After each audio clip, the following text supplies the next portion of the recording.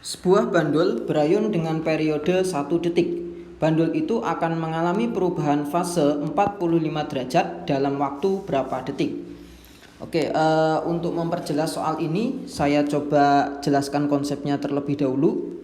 Jadi ada sebuah bandul, misalkan seperti ini bandulnya ya. Kemudian ini talinya. Oke, ini berada di titik setimbang. Kalau di tengah seperti ini. Kemudian nanti ketika disimpangkan ya, terus nanti bandulnya itu bergetar. Oke. Nah, misalkan di sini titik A, ini titik B, ini titik C. Ingat ya, yang namanya satu getaran itu kalau misalkan saya mulai dari A, maka A ke B, ke C, ke B, kemudian ke A lagi. Itu satu getaran ya. Kemudian waktunya yaitu T ya, waktunya itu T. Nah, yang namanya periode itu bisa dituliskan dengan persamaan, yaitu periode atau T besar itu sama dengan, karena berkebalikan dengan frekuensi ya, berarti persamaan dari frekuensi itu kita balik. Kalau frekuensi kan banyaknya getaran per waktu, kalau periode berarti waktu persatuan atau waktu per banyaknya getaran. Nah, seperti ini gitu ya, dimana T besarnya itu adalah periode.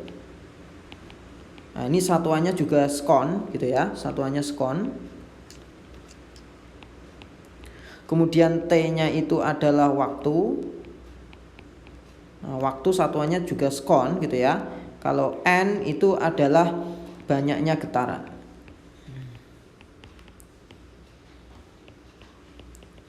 Oke, di soal ini dikatakan bahwa periodenya itu adalah 1 detik.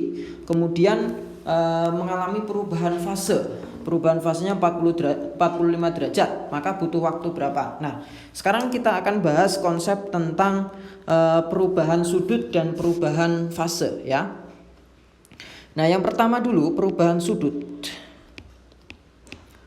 Perubahan sudut ya pada getaran harmonik ya, itu bisa dituliskan dengan delta theta itu sama dengan 2pi ya. Delta X ini kalau misalkan nanti yang ditanyakan itu selisih jarak gitu ya, per lambda. Oke. Atau 2pi ya kali T waktu per periode. Ini kalau misalkan nanti yang diketahui itu periode ya, dan yang ditanya mungkin waktu gitu, maka kita bisa pakai persamaan yang kedua. Oke, itu perubahan sudutnya. Nah, kemudian kalau perubahan fase,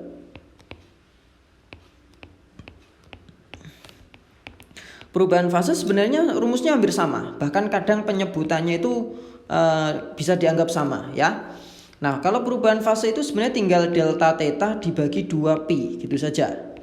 Oke, sehingga nanti hasilnya adalah delta X per lambda atau T per periode gitu ya.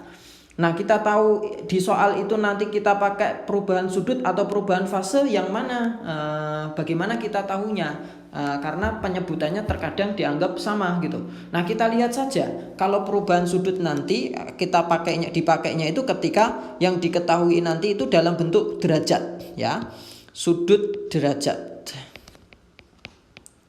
Nah, kalau yang diketahui perubahan fase atau perubahan sudutnya itu dalam bentuk sudut derajat, maka kita pakai yang perubahan sudut. Kalau yang diketahui nanti itu berupa pecahan gitu, pecahan 1/4, setengah gitu, maka kita pakai yang perubahan fase ya. Nah, di soal nomor 5 ini diketahui dalam berupa sudut ya, berarti kita pakai yang delta theta, nilainya adalah 45 derajat. Kalau kita buat dalam bentuk pi itu berarti pi per 4. Nah, diketahui periodenya adalah 1 detik ya. Nah, kita pakai persamaan yang ada hubungannya dengan periode, berarti delta tetanya itu kita ganti menjadi 2pi ya. Waktu per periode seperti ini sama dengan pi per 4. Jadi pi-nya bisa kita coret. Seret gini. Sehingga nanti T per periodenya itu sama dengan 1/8. Nah, periodenya dikatakan 1, sehingga T-nya nanti adalah 1/8 skon. Nah, 1/8 itu hasilnya itu adalah 0,125. Jadi T-nya 0,125 skon.